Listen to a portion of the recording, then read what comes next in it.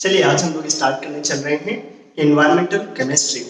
अभी तक जितने भी एग्जाम्स होते थे उसमें एनवायरमेंटल केमिस्ट्री खास करके कंपटीशन एग्जाम के लिए उतना इम्पोर्टेंट नहीं होता था, लेकिन जब से नेशनल टेस्टिंग एजेंसी, जिसको तुम लोग अभी ज़्यादा अच्छे से जानते होंगे, NTA, वो जब से एग्जाम कराने लगा है तब से जेई और नीट में क्या होने लगा है, खास करके लास्ट के 2-3 सालों से एनवायरमेंटल केमिस्ट्री और केमिस्ट्री एवरीडे इन लाइफ बहुत ज्यादा इंपॉर्टेंट चैप्टर बन गया है। नॉर्मली इतना इंपॉर्टेंट नहीं था, तो हमें क्या करना चाहिए, इसमें तो इन चैप्टर्स में तो बहुत सारी याद करने वाली चीजें हैं। तो आज के लेक्चर में हम लोग एनवायरमेंटल केमिस्ट्री जो इंपॉर्टेंट डेटा है और हर एक पॉइंट को टच करते हुए जिसमें से जो इंपॉर्टेंट चीज निकल सकता है वो सब लेकर के मैं तुम्हारे सामने हाजिर हूँ। अगर तुम इसे अच्छे से देख लोगे, हो सकता है सेम डिट्टो कॉपी क्वेश्चंस तुम्हारे एग्जाम में, आने वाले एग्जाम में जो जल्दी जल्दी आ रहे हैं उसमें आ सकते हैं। तुम्हें क्या करना है, बस जल्दी से एक बार वीडियो देख जाना है। जो इंपॉर्टेंट चीजें जैसे मैं बताऊं याद करने को, वो याद कर लेना है। मैंने कोशिश किया है कि उसको तुम्हें डेटा को आराम से याद करा दिया जाए।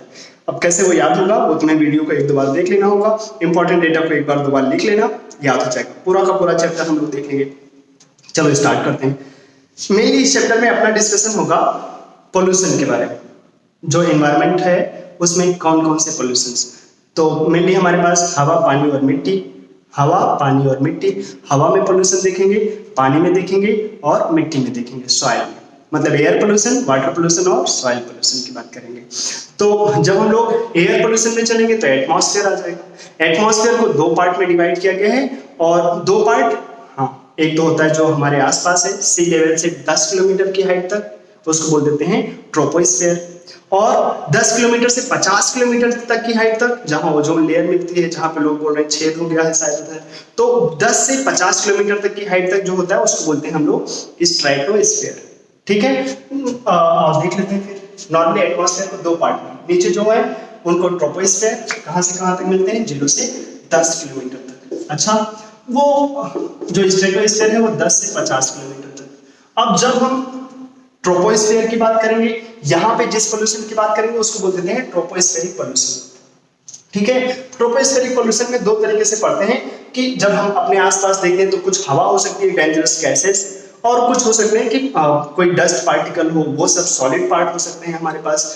तो उसी हिसाब से डिवाइड किया गया है कि ट्रोपोस्फेयर में जो पोल्यूशन होते हैं, एक तो गैस की वजह से और एक पार्टिकुलेट मैटर की वजह से। पार्टिकुलेट मैटर्स वही सॉलिड पार्ट जिसको हम लोग बोल सकते हैं smoke, fog, dust, mist, fumes, बहुत सारी चीजें हैं, वो सब हमारे पास। पार्टिकुलेट मैटर मतलब सॉलिड, ये गैसियस। अब गैसियस पोल्यूटेंट्स मैं इधर लिख देता हूँ, वो सारी डेंजरस सी गैसें, जैसे SO2, नाइट्रोजन के ऑक्साइड्स में NO, NO2, ये सारी चीजें बहुत डेंजरस गैसेस हैं। और एक सल्फर का H2S, सड़ा हुआ अंडा, ये रॉटन एग जैसा इसमें लगता है H2S, ये सफोकेटिंग ऑर्डर की गैस होता था, तो ये सब तो डेंजरस है ही। कार्बन का एक गैस CO बहुत ज्यादा डेंजरस है। बोला जाता है ना, कार्बन मोनोऑक्साइड अगर बॉडी में गया तो जो हीमोग्लोबिन और वाटर का कॉम्प्लेक्स होता है, जो ब्लड सर्कुलेशन को मेंटेन करके रखता है, वो तुरंत ही CO जो है ऑक्सीजन को वहां से हटा देता है और खुद हीमोग्लोबिन के साथ कॉम्प्लेक्स बना लेता है और ब्लड सर्कुलेशन को रोक देता है। बोला जाता है कि जो CO का हीमोग्लोबिन के साथ कॉम्प्लेक्स बनाने की टेंडेंसी है वो approximately 3 times greater than oxygen. 3 नहीं, 300 टाइम्स ग्रेटर देन ऑक्सीजन। और इसी वजह से अगर तुम इसको इनहेल कर लो प्योरली कार्बन मोनोऑक्साइड को 1-2 मिनट तक, 3 मिनट तक, तो ये अपनी जान तक ले सकता है। बहुत डेंजरस है carbon monoxide gas. Carbon dioxide तो समझ ही रहे हैं, ज्यादा होने की वजह से ग्लोबल वार्मिंग के लिए रिस्पॉन्सिबल है ये बहुत। और भी कुछ गैसेस हो सकती हैं जैसे क्लोरोफ्लोरोकार्बन्स या हाइड्रोकार्बन्स, ये सब भी रिस्पॉन्सिबल हैं हवा के पोल्यूशन के लिए। हाइड्रोकार्बन्स कुछ जैसे मीथेन गैस वगैरह, ये सब। अब इन्हीं गैस में ही एक कुछ चीजें होती हैं जो बहुत डेंजरस हैं, खास करके ग्लोबल वार्मिंग के लिए। तो ग्लोबल वार्मिंग हम यहीं पे डिस्कस कर देते हैं। ठीक है, ऐसे तो हमें ग्लोबल वार्मिंग बोलना चाहिए स्ट्रेटोस्फेरिक पोल्यूशन के बाद। चलो स्ट्रेटोस्फेरिक भी बोल देते हैं। उसके बाद आएंगे इधर, ये ट्रोपोस्फेरिक का दूसरा वाला पार्ट है, इसको डिस्कस करेंगे। इसमें एक वर्ड आता है स्मॉग। इसके बारे में हमें अलग से बहुत कुछ बोलना होगा, इसलिए हमने इसको अभी छोड़ रखा है।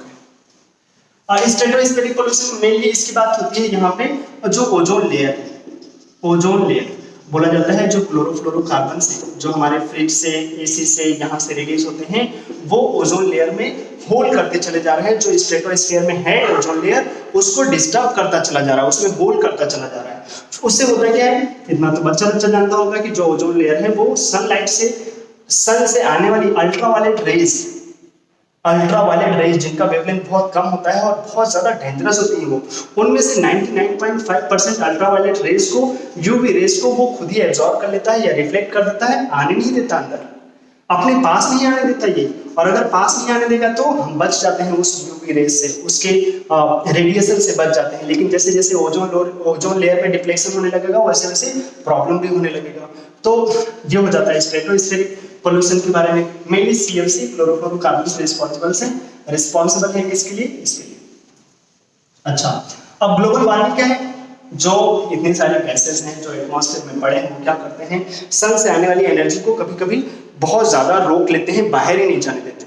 तो उससे क्या हो रहा है, डे बाय डे अर्थ का जो टेम्परेचर है, ग्लोबल वार्मिंग, ग्लोब वार्म हो रहा है, धीरे धीरे गर्म होता जा रहा है।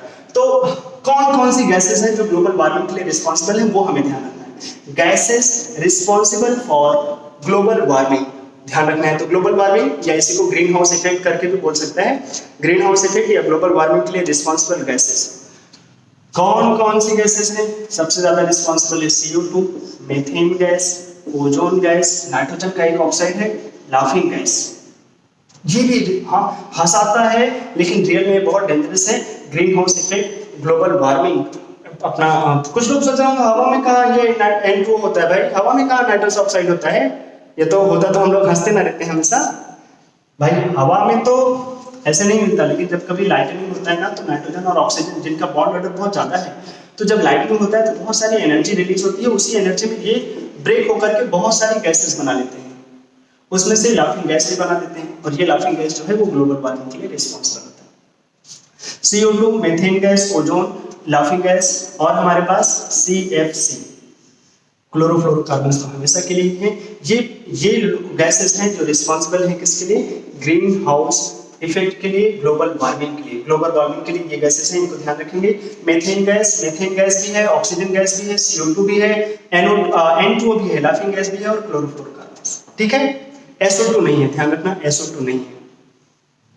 पार्टिकुलेट मैटर्स, अब आ जाते हैं इधर। पार्टिकुलेट मैटर्स मतलब जो स्ट्रेटोस्फीयर जो 0 से 10 किलोमीटर तक का पार्ट है, वहां पे जो पोल्यूशन होता है वो किस, ये 5 गैसेस याद रखना होगा अपने को। CO2 gas, methane gas.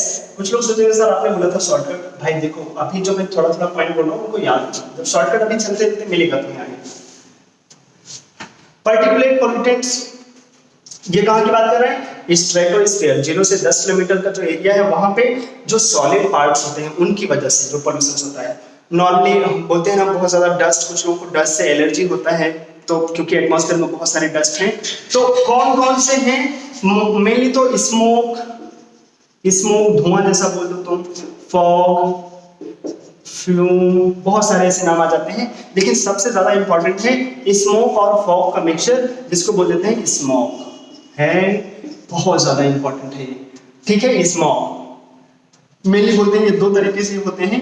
ऐसे तो ये बने किससे हैं, स्मोक और फॉग से। स्मोक और फॉग का मिक्सचर जो होता है उसको बोलते हैं स्मोक। ये क्या है, स्मोक बहुत ही डेंजरस सा पोल्यूशन है। ये करता क्या है ना, जैसे तुमने सुना होगा दिल्ली में लास्ट टाइम ठंडी में क्या हुआ था कि सुबह तो हो जाती है, सनलाइट भी होता है, मतलब सन आया, मतलब बाहर सब तरफ उजाला हो गया, लेकिन वहां पे क्या होता है कि तुम बाहर देख रहे दूर तक दिख ही नहीं रहा है। अक्सर जहां पे पोल्यूशन नहीं होता, तो जहां पे ठंडियों के दिनों में ऐसा होता है कि सुबह सुबह उठे तो कहीं नहीं दिख रहा है, टॉर्च जलाए कहीं दिख ही नहीं रहा है कुछ, हाँ ऐसा होता है सब जगह। लेकिन जब सनलाइट होता है ना तो वो चला जाता है, जो फॉग है वो चला जाता है। लेकिन स्मॉग क्या है, सनलाइट आया तब भी तुम ज्यादा दूर तक देख ही नहीं पा रहे। पता चला जो तुम्हारे घर के बगल ही बिल्डिंग है, रात के मतलब रात में तो देख ही नहीं सकते, दिन में 12 बज रहे हैं, दिखना चाहिए तब भी नहीं दिख पा रहा है। किसकी वजह से, क्योंकि एटमॉस्फेयर में इतने ज्यादा ये सॉलिड पार्ट्स चले जाते हैं, इसकी वजह से दिखाई नहीं पड़ता कुछ, विजिबिलिटी बहुत कम हो जाता है स्मॉग की वजह से। एक बहुत फेमस है लंदन का स्मॉग, जो बहुत सारे महीनों तक चला था, कि पूरी विंटर सीजन तक ही चला था वहां पे, और उसकी वजह से ये बहुत डेंजरस होता है। क्यों, क्योंकि इसमें बहुत सारी डेंजरस गैसेस भी चली जाती हैं, उसी की वजह से ये बहुत ज्यादा डेंजरस हो जाता है स्मॉग। और बोलते हैं जैसे जैसे सनलाइट होता है ना, अक्सर उजाला होना चाहिए, दिखना चाहिए, लेकिन ये जैसे जैसे सनलाइट होता है, अगर स्मॉग है तो और डेंजरस हो जाता है स्मॉग, और अगर फॉग है तो वो तो चला जाता है, लेकिन स्मॉग नहीं जाता। अच्छा, स्मॉग इतना ज्यादा डिस्कशन से टेंशन ना हो जाए, हमें याद क्या रखना है, स्मॉग दो तरीके का होता है, एक होता है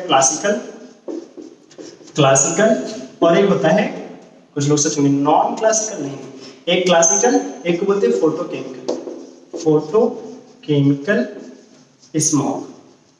देखो जो क्लासिकल स्मॉग है वो बड़े आराम से समझ सकते हैं, से क्लासिकल, से ठंडी, कोल्ड, कोल्ड में होता है, विंटर में होता है, यही है वो दिल्ली वाला और लंदन वाला। ये किसके मिक्सचर्स होते हैं? स्मॉग है तो स्मोक और फॉग तो होगा ही, स्मोक और फॉग तो होता ही है, साथ में इसमें होते हैं SO2। Mixture of smoke, fog and SO2 is known as classical smog. और SO2 क्या होता है ना, यहाँ पे मॉइस्चर लेकर के हवा के साथ ऑक्सीडाइज हो जाते हैं, कहाँ पे? H2SO4। आप सोचो गैस में हमारे पास H2SO4 हो जाए, एटमॉस्फेयर में H2SO4 हो जाए, कितना डेंजरस होगा वो, बहुत सारा प्रॉब्लम क्रिएट करेगा। तो ये स्मोक, फॉग और SO2 का मिक्सचर होता है क्लासिकल स्मोक। देखो ध्यान से, SO2 4 से 6 में जा रहा है ना, खुद ऑक्सीडाइज हो रहा है, तो किसी को रिड्यूस किया होगा, इसलिए इसको बोलते हैं रिड्यूसिंग, इस मिक्सचर को बोलते हैं रिड्यूसिंग मिक्सचर, रिड्यूसिंग मिक्सचर। और इस स्मोक को, क्लासिकल स्मोक को बोलते हैं रिड्यूसिंग स्मोक, रिड्यूसिंग स्मोक। में क्लासिकल स्मॉग में कौन होगा? SO2 सल्फर डाइऑक्साइड कहाँ से मिलता है?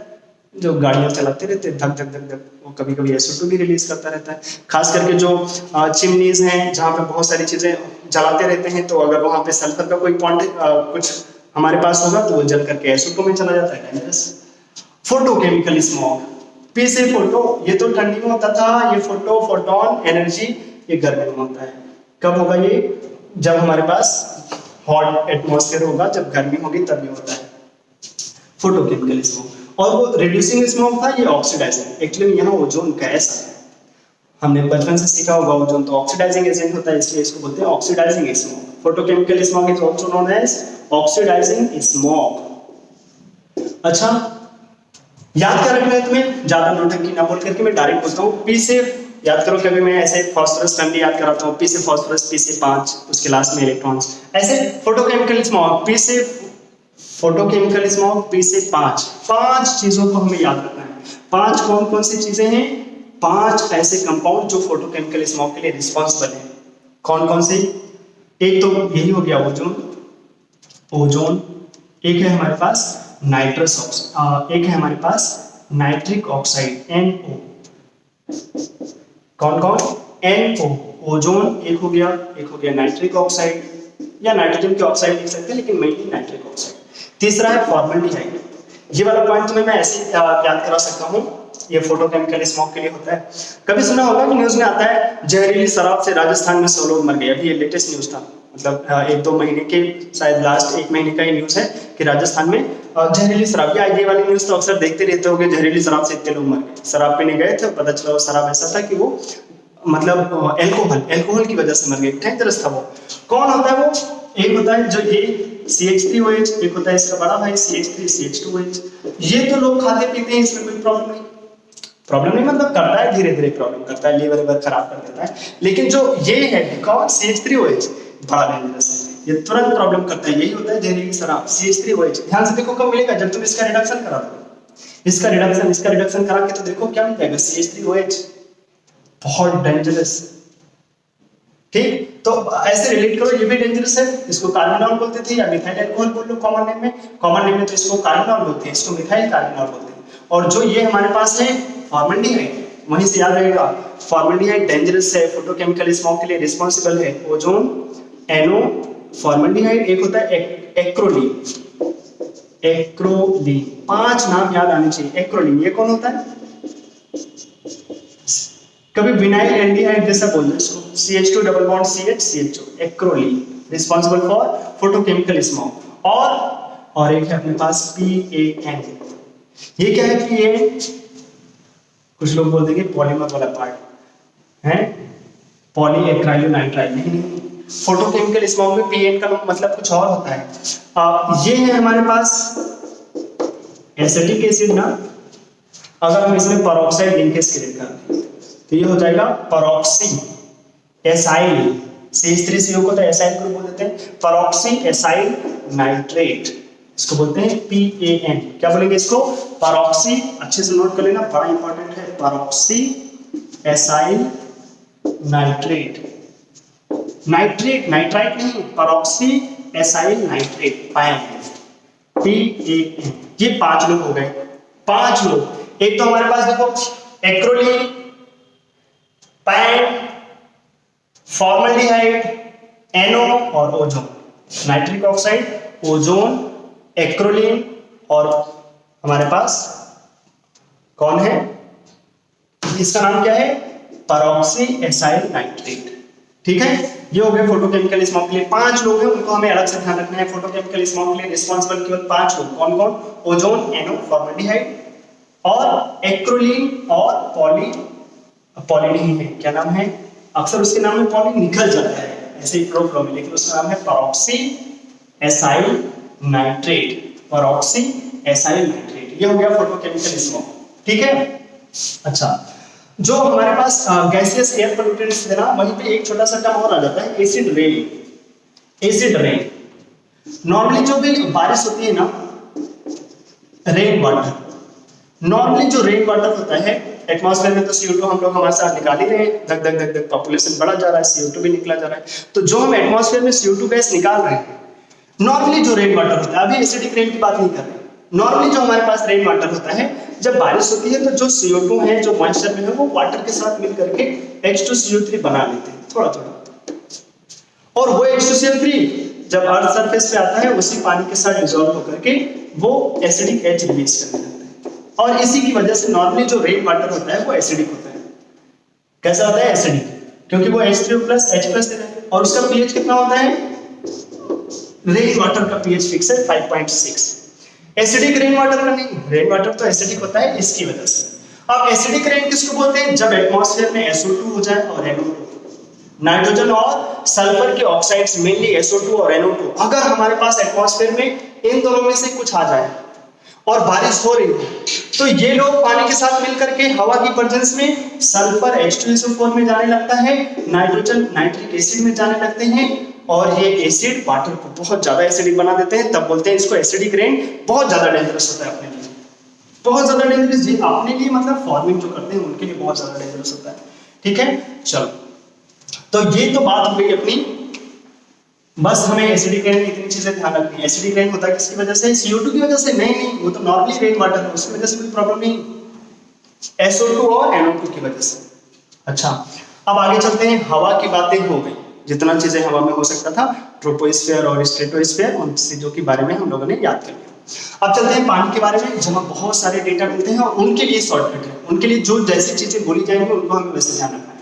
वाटर पोल्यूशन, पानी में सबसे पहले पानी में जाओगे तो बोलते हैं एक टर्म हमेशा यहाँ पे आएगा, एक होगा ppm और एक होगा ppb। मैं इसको पहले क्लियर कर दूं, ppm क्या है, पार्ट्स पर मिलियन, ये तो तुम्हें भी पता था, हम तुम्हें कुछ अलग बताते हैं। ppm है कि अगर हमारे पास 1 लीटर सोल्यूशन हो, 1 लीटर, और तुमने किसी भी सब्सटेंस का कुछ मिलीग्राम लेकर चले गए और उसमें तुमने डाल दिया, ठीक है, जैसे मान लो तुम x मिलीग्राम लेकर गए और 1 लीटर के सॉल्यूशन में तुमने डाल दिया। अब जो सॉल्यूशन बनेगा पूरा का पूरा सॉल्यूशन, उसका कोई पूछेगा कंसंट्रेशन बताओ, तो हम बोलेंगे x ppm, मतलब 1 लीटर सॉल्यूशन में सोल्यूट जितना मिलीग्राम होगा वही होता है उस सॉल्यूशन का कंसंट्रेशन ppm में, पार्ट्स पर मिलियन। हम उसको ऐसे ध्यान रखेंगे, पार्ट्स पर मिलियन नहीं, उसको बोलना मिलीग्राम पर लीटर। क्या याद रखेंगे, मिलीग्राम पर लीटर, और ये होता है मिलीग्राम, सेम तरीके से मिलीग्राम पर 1000 लीटर। 1000 लीटर में कितना मिलीग्राम, मतलब ये बहुत ज्यादा डेंजरस है, इसका मतलब बहुत कम वैल्यू को रिप्रेजेंट करेगा। 1000 लीटर में मतलब 1 लीटर में तो कितना हो जाएगा, 10⁻³ मिलीग्राम। तो ppm और ppb और छोटी यूनिट जैसा है। अच्छा, जैसे किसी ने बोला कि हमने कैल्शियम उठाए, मान लो तुमने ले लिया 2 मिलीग्राम कैल्शियम और तुमने पानी में डाल दिया, कितने, 1 लीटर पानी में 2 मिलीग्राम कैल्शियम 1 लीटर पानी में डाल दिया, तो अब इस पानी में कैल्शियम हो गया। कोई पूछेगा बताओ कैल्शियम का कंसंट्रेशन मिलीग्राम उसमें बताओ, किसमें, ppm में, तो हम बोलेंगे अच्छा 2 मिलीग्राम है 1 लीटर में, तो यही तो हो गया कंसंट्रेशन इन ppm, 2 ppm, ठीक, मिलीग्राम पर लीटर। 1 लीटर में 2 मिलीग्राम है तो कैल्शियम का कंसंट्रेशन कितना हो गया, 2 ppm। अच्छा, तो ppm क्लियर हो गया। चलो अब हम शुरू करते हैं एक एक करके। अब हमारे पास सबसे पहले बात आता है वाटर में ऑक्सीजन की बात। वाटर में ऑक्सीजन होता है, जी हाँ, गैसेस अक्सर वाटर में डिसॉल्व, वाटर तो बहुत डेंजरस सॉल्वेंट है, किसी को भी घुला मिला लेता है, तो ऑक्सीजन को तो घुलाता ही है। हाँ, डिसॉल्व ऑक्सीजन एक टर्म आता है DO। वाटर में ऑक्सीजन डिसॉल्व होते हैं और उसी ऑक्सीजन को तो जो एक्वेटिक एनिमल्स होते हैं, जो पानी में ही जानवर रहते हैं, वो क्या करते हैं, उसी से ही ऑक्सीजन गैस, वाटर में जो डिसॉल्व ऑक्सीजन गैस है उससे अपना काम चलाते हैं। नॉर्मली जो इसका अच्छा अगर कोई वाटर है, क्लीन वाटर है, तो उसमें जो DO की वैल्यू है वो 10 ppm तक होती है। 10 ppm 10 ppm तक है, मतलब मस्त वाटर है, जहां पे 10 ppm का मतलब 10 मिलीग्राम ऑक्सीजन गैस है 1 लीटर पानी में। तो अगर तुम 1 लीटर पानी पीते हो, इसका मतलब 10 मिलीग्राम पानी, अगर तुम्हारे पास पानी अच्छा है तो इतना मिलीग्राम ऑक्सीजन गैस भी लेकर चले गए तुम। 10 मिलीग्राम 10 मिलीग्राम पर लीटर, 1 लीटर पानी में 10 मिलीग्राम ऑक्सीजन गैस होगा DO। ये क्लीन वाटर के लिए होता है। लेकिन जैसे जैसे DO कम होता जाता है, तो जब वाटर में ऑक्सीजन गैस कम होगा तो प्रॉब्लम होगा। और बोलते हैं जैसे जैसे DO डिक्रीज करेगा, डिसॉल्व ऑक्सीजन की वैल्यू डिक्रीज करेगी, वाटर में ऑक्सीजन की जो अमाउंट है, ऑक्सीजन का जो अमाउंट है वो डिक्रीज करेगा, वैसे वैसे वाटर जो होगा वो पोल्यूटेड होता चला जाएगा। और एक डेटा है कि अगर हम DO की वैल्यू 7 से भी कम करने लगे तो मछलियां जो हैं, जो फिश होती हैं वाटर में, वो मरना तक शुरू हो जाती हैं, प्रॉब्लम होना शुरू हो जाता है जब DO की वैल्यू डिक्रीज करने लगता है। अच्छा, अब एक टर्म और आता है इसमें ही। अच्छा, DO की वैल्यू एक चीज और बता दी, ये तो हो गया पानी में 10 ppm होता है, लेकिन हवा में कोई कुछ है, हवा में बताओ डिसॉल्व ऑक्सीजन, ये तो वाटर में था डिसॉल्व ऑक्सीजन, हवा में जो है इसकी वैल्यू लगभग 2 लाख ppm होता है। मतलब अगर तुम 1000 से मल्टीप्लाई कर दोगे तो ये हो जाएगा 200 ग्राम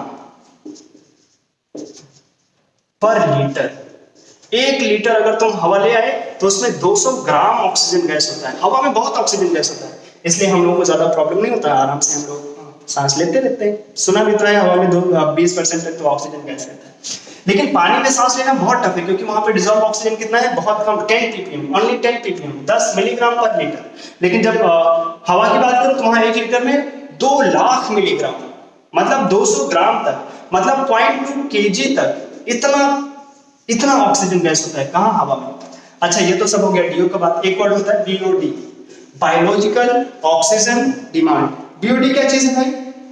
हमें पता है जो हमारे पास वाटर होता है ना, उसमें तो बहुत सारे और चीजें आ सकती हैं, कुछ ऑर्गेनिक मैटर आ सकते हैं, कुछ इनऑर्गेनिक मैटर आ सकते हैं। पानी में अगर पानी में ऑर्गेनिक कुछ आया तो जो ऑर्गेनिक मैटर है पानी में, उसको ऑक्सीडाइज कराने के लिए बाहर से कुछ ऑक्सीजन देना पड़ता है, उसको बोलते हैं biochemical oxygen demand, that is BOD। क्या क्या? बायोकेमिकल, कुछ लोग बोलते हैं बायोलॉजिकल, बोल सकते हैं, लेकिन इसको बोलते हैं बायोकेमिकल ऑक्सीजन डिमांड। पानी में ऑर्गेनिक मैटर को ऑक्सीडाइज करने के लिए कितना ऑक्सीजन चाहिए, ऑक्सीजन का डिमांड, बायोकेमिकल ऑक्सीजन डिमांड। ठीक है, तो सोचो अगर हमारे पास पानी में गंदगी हो ही ना तो हमारी डिमांड 0 होगी ना, कि हमें बाहर से कोई ऑक्सीजन चाहिए नहीं, क्योंकि वहां पे कोई गंदगी है नहीं, कोई ऑर्गेनिक मैटर है नहीं, उसको हमें ऑक्सीडाइज नहीं कराना है। ऑर्गेनिक मैटर बोले तो बैक्टीरिया, ठीक है। लेकिन अगर पानी में गंदगी हो तो हमें कुछ ऑक्सीजन देना पड़ेगा, तो बोलते हैं जो BOD है ना, बायोकेमिकल ऑक्सीजन डिमांड, जितना कम वाटर उतना अच्छा, वाटर का जो क्लीननेस है वो उतना अच्छा होगा। वाटर अच्छा मतलब वाटर का जो उसमें इंप्योरिटीज है वो नहीं है, तो BOD जितना कम पानी उतना अच्छा। बोलते हैं जो BOD अगर कम हो 5 या 5 से कम, तब तक वाटर को बोलते हैं क्लीन वाटर। क्लीन, साफ साफ है। 5 से 17 तक हो जाए तो पानी डर्टी होने लगता है, गंदा गंदा। और लेकिन अगर कभी BOD 17 से भी ज्यादा हो जाए, 17 से भी ज्यादा, अगर BOD 17 से भी ज्यादा हो जाए, फिर बहुत बहुत बहुत गंदा, highly contaminated, highly polluted, highly dirty, मतलब बहुत गंदा पानी, बिल्कुल कीचड़ जैसा दिखता होगा ना कभी कभी आसपास में। अभी तो बारिश का मौसम चल रहा है, इधर उधर देखने को भी मिलता होगा वो पानी। तो BOD जितना ज्यादा पानी उतना खराब। BOD मतलब ऑर्गेनिक मैटर, जो बैक्टीरिया होते हैं वाटर में, उनको ऑक्सीडाइज कराने के लिए कितना ऑक्सीजन चाहिए होता है अलग से, वो डिपेंड करेगा ऑक्सीजन में, जितना पानी में जितना प्रॉब्लम होगा, जितना वहां पे ऑर्गेनिक मैटर्स होंगे, जितना ज्यादा पोल्यूशन होगा, उसी हिसाब से BOD ज्यादा होगा। अच्छा, क्लीन वाटर के लिए 5 से कम होना चाहिए। एक होता है COD, पढ़ना नहीं है लेकिन वो होता है केमिकल ऑक्सीजन डिमांड। अगर हमारे पास पानी में इनऑर्गेनिक मैटर हो, इनऑर्गेनिक, और उनको ऑक्सीडाइज करके बाहर निकालना हो तो हमें कितना ऑक्सीजन देना पड़ेगा, उसको बोलते हैं COD। आगे जाकर के अगर तुम केमिस्ट्री पढ़ोगे, केमिकल इंजीनियरिंग कर रहे हैं या कुछ और कर रहे हैं, वहां पे हो सकता है तुम्हें BOD और COD सुनने को मिले। अच्छा, अगला पॉइंट अब आता है पानी के लिए कुछ सिस्टम्स, इंटरनेशनल सिस्टम बनाया गया है, इंटरनेशनल स्टैंडर्ड बनाया गया है, जो हमें कुछ वैल्यूज को बताता है। पानी में ये इतना होना चाहिए, इनऑर्गेनिक मैटर ये इतना नहीं होना चाहिए, ये इतना होना चाहिए, ये इतना नहीं होना चाहिए, ऐसे करते हैं। International standard for drinking water, international standard for drinking water, international standard for drinking water, पानी के लिए एक कुछ स्टैंडर्ड बनाएंगे। क्या क्या चीज बोला जाता है? पानी में फ्लोराइड, फ्लोराइड बहुत ज्यादा इंपॉर्टेंट है, दांत से रिलेटेड है। कौन है फ्लोराइड? क्या क्या क्या क्या? दांतों के लिए बोलते हैं। जो फ्लोराइड है ना, अगर रहता है पानी में, तो अगर हम पानी इनटेक कर रहे हैं उसमें फ्लोराइड आयन कुछ होते हैं, तो जो हमारे पास दांत है ना, उनको ये स्ट्रेंथ देते हैं, ठीक। और इनकी वजह से अक्सर दांत थोड़े पीले होते हैं, दांत पीले ही अच्छे हैं, बहुत ज्यादा सफेद दांत बहुत बेकार होते हैं। फ्लोराइड आयन की वजह से ही जो अक्सर तुमने फ्लोरीन का कलर सुना होगा, फ्लोरीन गैस और क्लोरीन गैस येलो कलर की होती है, तो ये होते हैं, तो अपने दांत जो है पीले पीले होते हैं थोड़े। लेकिन अगर फ्लोराइड बहुत ज्यादा हो जाए, बहुत ज्यादा पीले हो जाते हैं, दांत को बहुत वीक कर देते हैं। बहुत कम हो जाए तब भी ये दांत को प्रॉब्लम करते हैं। तो जो फ्लोराइड आयन है ना, वो होना ही चाहिए, 1 से 2 ppm के बीच में होना ही चाहिए, in between 1 to 2 ppm must. ये फ्लोराइड के लिए है, और सबके लिए मैं अलग से एक वैल्यू बताऊंगा, लेकिन फ्लोराइड के लिए 1 से 2 ppm होना ही चाहिए। ये सब डेटा हमें एग्जाम से पहले देखना चाहिए, जैसे आज देखो कल आ जाए एग्जाम में, हो जाएगा। बहुत दिनों से ये सब याद नहीं रख सकते, तो मैं जैसे बोल रहा हूँ उन पर ध्यान देना। 1 से कम भी नहीं होना चाहिए, 2 से ज्यादा भी नहीं होना चाहिए, अच्छा 1 और 2 के बीच में होना चाहिए। ये हो गया फ्लोराइड के लिए। और अब हमारे पास पानी में कुछ लोग ऐसे आते हैं जो बहुत मतलब होते हैं, तो अच्छा रहता है। जैसे सुना होगा कि हमारे पास कॉपर और जिंक, बहुत पुराने टाइम पे जिंक के बर्तन में ही खाने बनते थे, उसको उसी में लोग खाते थे। और कॉपर तो अभी तक चला जा रहा है, कॉपर की बोतल्स मार्केट में मिलती हैं, लोग उसे यूज भी करते हैं, उसमें पानी रहता है, पीते हैं उसका कॉपर बोतल का वाटर यूज करते हैं। तो कॉपर और जिंक काफी हद तक अगर पानी में हो तो उतना प्रॉब्लम नहीं करता। ये 3-5 कॉपर जिंक 3-5 करते हैं, 3-5 ppm तक अलाउड है। ये क्या है जो मैं बोल रहा हूँ? Maximum allowable concentration, maximum allowable 3 ppm तक, मतलब 1 लीटर में 3 मिलीग्राम अगर कॉपर है चलता है। जिंक 5 मिलीग्राम तक होगा तब भी चलता है। ये हाईएस्ट वैल्यू है अलाउड कॉपर और जिंक का कंसंट्रेशन पानी में। और किसी भी मेटल का, कोई भी मेटल इतने से ज्यादा अलाउड नहीं है, ये मैक्सिमम होता है। कॉपर और जिंक पानी में होते हैं, चाहिए भी होता है कॉपर और जिंक, ये मैक्सिमम, 3 से ज्यादा नहीं, 5 से ज्यादा नहीं। कॉपर जिंक 3-5 याद हो जाएगा। अच्छा, अब आते हैं 2 नाम, आयरन एल्यूमिनियम। ध्यान से बोलो, आयरन एल्यूमिनियम, फिर से आयरन एल्यूमिनियम। आयरन हिंदी में तुम्हें सेम मिलेगा, आयरन एल्यूमिनियम। ये दोनों ही पानी में बहुत डेंजरस होते हैं। अभी जो नॉर्मली, अभी तो मॉडर्न जमाना चल गया ना, लोगों को चमकदार बर्तन चाहिए, वहां पे जो एल्यूमिनियम का जो एल्यूमिनियम के बर्तन से ही अक्सर खाने बनते हैं, उसकी वजह से एल्यूमिनियम बहुत डेंजरस से नहीं होना चाहिए, ये इनऑर्गेनिक मैटर रहना नहीं चाहिए खाने में। इसका जो वैल्यू है ना, allowable maximum allowable concentration 0.2 ppm। और जिस स्टेट में हम हैं, अपना स्टेट समझ लो, जैसे त्रिपुरा, वहां पे तो आयरन का प्रॉब्लम तो सुना ही होगा। ग्राउंड वाटर बहुत ज्यादा हाईली कंटामिनेटेड विथ आयरन को ही अलग करने के लिए यहाँ पे बहुत ज्यादा प्रॉब्लम, मतलब अक्सर यहाँ ड्रिंकिंग वाटर में आयरन ज्यादा मिल जाता है। कुछ लोग बोलेंगे अच्छा तो है, आयरन खा करके आयरन मैन बन जाएंगे। आयरन ऐसे आयरन खाने से आयरन मैन थोड़ी बन जाओगे, नहीं, आयरन नहीं होना चाहिए। आयरन और aluminium maximum allowable concentration 0.2 ppm, दो करके याद करा रहे हैं। कॉपर जिंक 3-5, आयरन एल्यूमिनियम 2, ये दोनों सेम जैसे हैं, 2.2 ppm तक अलाउड है। आप सब पॉइंट में ही मिलेंगे। अच्छा, ये हो गए। हाँ, अब बात करते हैं जहर की। जहर, सस्ता जहर मैग्नीज, उससे डेंजरस जहर कैडमियम, और सबसे डेंजरस होता है आर्सेनिक। ये सारे जहर हैं, जी हाँ। मैग्नीज जो मैक्सिमम अलाउड होता है, मैग्नीज का मैक्सिमम अलाउएबल जो कंसंट्रेशन है ना, वो होता है 0.05 ppm। 0.05 देख लो, और सबके कंपैरिजन में कितना कम है। कैडमियम और भी कम, 0.005 ppm। और आर्सेनिक नहीं होना चाहिए पानी में, बिल्कुल अलाउड ही नहीं, ना हो ज्यादा अच्छा, होना ही नहीं चाहिए पानी में। और मैग्नीज और कैडमियम चलेगा। अच्छा, कितना चलेगा, मतलब ये भी बहुत डेंजरस है, 0.05 मैग्नीज और कैडमियम जहर जैसे हैं ये। अच्छा, अब 2 हमारे पास आयंस होते हैं बड़े बड़े, एक होता है सल्फेट, एक होता है नाइट्रेट। सल्फेट इतना बड़ा सा है, हाँ, उसकी वैल्यू भी बहुत बड़ी है। ये मैक्सिमम अलाउड है 500 ppm तक, इतना भी होता है, चलता है। 500 ppm मतलब 1 लीटर पानी में 500 मिलीग्राम तक, 500 मिलीग्राम तक सल्फेट अलाउड है। कितना? 500 मिलीग्राम पर लीटर, 500 ppm, 500 मिलीग्राम तक 1 लीटर में सल्फेट अलाउड है, अलाउडेबल कंसंट्रेशन इनका जो मैक्सिमम है वो 500 ppm, मतलब आधा ग्राम तक अलाउड है। और नाइट्रेट वो 5 से 50, थोड़े से छोटे हैं ना, 50 ppm तक। और जैसे नाइट्रेट मिले ना, एक वर्ड बोलो, लेड नाइट्रेट, लेड भी तो जहर जैसा है। हाँ, अकेला ऐसा है जिसके लिए अक्सर जो वैल्यू होता है ना, हमने बोला ना ppm और ppb, तो इसी के लिए ppb आता है, पार्ट्स पर बिलियन। लेड नाइट्रेट 50, लेड भी 50, लेकिन इसके लिए जो वैल्यू है ना वो यूनिट में आता है, पीबी में, पार्ट्स पर बिलियन। 1000 लीटर में 50 मिलीग्राम अलाउड है। कौन? लेड जहर जैसा है भी।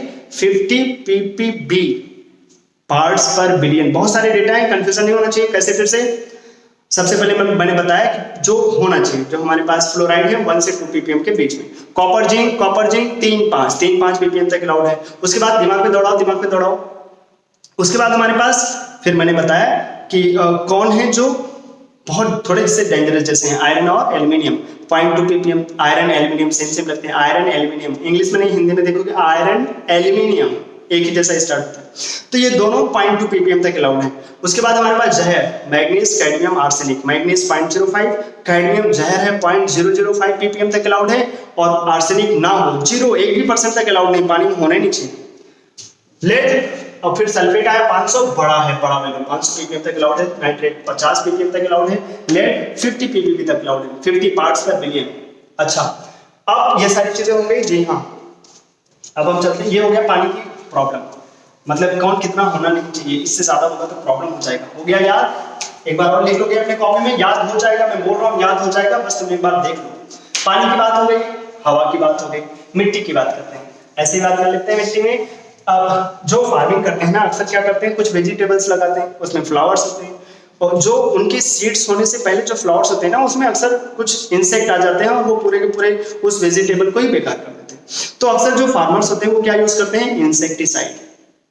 उन कीड़ों को मारने के लिए कुछ यूज करते हैं, पेस्टिसाइड और हर्बिसाइड। ये 3 अलग अलग समझ लो केमिकल के नाम हैं जो बाहर से डालते हैं। तो जब तुम उसमें डालते हो, उसके बाद ये क्या होते हैं, वो उसी में ही चले जाते हैं। और तुमने ऐसा तो है नहीं फ्लावर्स को पकड़ के सुंघाते नहीं, ऐसा नहीं करते। तो जब हम उसमें डालते रहते हैं ना, तो वो खास साथ में वो सॉइल में भी जाता रहता है। और ये जो इंसेक्टिसाइड्स होते हैं, पेस्टिसाइड्स होते हैं, ये जब उस फ्लावर में गए, इंसेक्ट को तो मारते ही हैं, साथ में फिर वो वेजिटेबल के थ्रू हम लोगों की बॉडी में भी आते हैं। इसीलिए तो बोलते हैं कि ऑर्गेनिक चीजें चाहिए सबको, ऑर्गेनिक चीजें, ऑर्गेनिक वेजिटेबल्स, जिसमें हमने ये इनऑर्गेनिक चीजें नहीं डाला हो, बाहर से कुछ गंदगी नहीं डाला हो, कुछ बाहर से केमिकल्स नहीं डाला हो। चले आए, तो होता क्या है हमारे पास, जो सॉइल है उसमें एक हमें बस 2 नाम, या एक नाम पहले ध्यान रख लो, पेस्टिसाइड। क्या है पेस्टिसाइड? इंसेक्टिसाइड जैसा। एक बहुत फेमस नाम है डीडीटी, डाइफिनाइल ट्राइक्लोरोइथेन। क्लोरल पता है? CCl3CHO, chloral CCl3CHO। CHO को तुम OH जैसा समझ सकते हो, OH जैसा। और इसको बेंजीन रिंग लगाओ, और उसके पैरा से जो H है, और इसके पैरा से जो H, और यहाँ पे जो CHOH होता है ना, ये तो CHO है। क्लोरल CCl3CHO, CHO को मैं OH जैसा समझ रहा हूँ। और तुम क्लोरोबेंजीन बनाओ, उसके पैरा से H और यहाँ से OH वाटर निकालो, तो मैं इसको डायरेक्ट यहाँ पे बॉन्ड बना देता हूँ। एक्चुअली मैं DD का स्ट्रक्चर याद करा रहा हूँ, DDT जी। अब ये होता है डाइक्लोरो, डाइफिनाइल, ट्राइक्लोरोएथेन, ट्राइक्लोरोएथेन। ये हो गया हमारे पास DDT। पेस्टिसाइड होता है, बहुत पहले यूज होता था, बहुत ज्यादा यूज होता था DDT। डायरेक्ट अपने एग्जाम में आ जाते हैं, पूछा जाता है, इनके स्ट्रक्चर से भी पूछा जाता है। DDT ध्यान रखना। अब DDT का प्रॉब्लम, अभी इसे यूज नहीं करते, पहले बहुत यूज करते थे इसको। एटमॉस्फेयर मतलब मार्केट में बड़े आराम से मिल जाता था, इंसेक्टिसाइड जो भी खरीदते उसमें DDT मिलता। लेकिन अभी पिछले 4-5 सालों से क्या हुआ है, ये जो है जब हम जिस फ्लावर्स में डालते हैं, ये इंसेक्ट को तो मारता ही, साथ में वो जो फ्लावर है, जो क्रॉप है, उस क्रॉप को भी ये डिस्टर्ब करता है, उसको भी प्रॉब्लम करता है। तो अभी एक और आने लगे हैं, उनको बोलते हैं हर्बिसाइड्स। ये क्या चीज है? ये इंसेक्टिसाइड ही है, पेस्टिसाइड ही है, लेकिन ये करते क्या है, तुम जिसको बोलोगे, तुम अगर इंसेक्ट को मारने के लिए बोल रहे हो तो उसी को ही मारता है, क्रॉप को प्रॉब्लम तो करता है, क्रॉप में भी कुछ प्रॉब्लम करता है, लेकिन कम, क्रॉप्स को कम डिस्टर्ब करता है, कम हार्म करता है। कौन? हर्बिसाइड्स। 2 फेमस हर्बिसाइड्स हैं, सोडियम क्लोरेट और सोडियम आर्सेनाइट। कुछ लोग बोलेंगे सर ये तो जहर है, जहर तो है ही, ये भी जहर ही है DDT जैसा, अगर खा लोगे डायरेक्ट तो ये मारने के लिए तो यूज कर रहे हैं। तो सोडियम क्लोरेट और सोडियम आर्सेनाइट ये दो हर्बिसाइड्स हैं, ये हमें ध्यान रख लेना चाहिए। इसी के साथ हम लोगों ने जो केमिस्ट्री, जो एनवायरमेंटल केमिस्ट्री का ये पार्ट था जिसमें सारी चीजें इंपॉर्टेंट थी, कुछ छोटे छोटे पॉइंट्स थे जिनको याद रखना चाहिए था, वो मैंने पूरा का पूरा डिस्कस कर दिया है। अगर तुम इस वीडियो को अच्छे से देख लो, जहां प्रॉब्लम जो मैंने डेटा दिया उसको एक जगह पे नोट कर लो, 2-3 बार रिवाइज कर लो लिख करके, और एग्जाम जाने से पहले एक बार देख लेना, याद हो जाएगा। एग्जाम में मिल गया, झटाक से टिक करोगे, याद हो जाएगा और याद करोगे इस लेक्चर को। चलो आज के लिए इतना ही रखते हैं, बाय।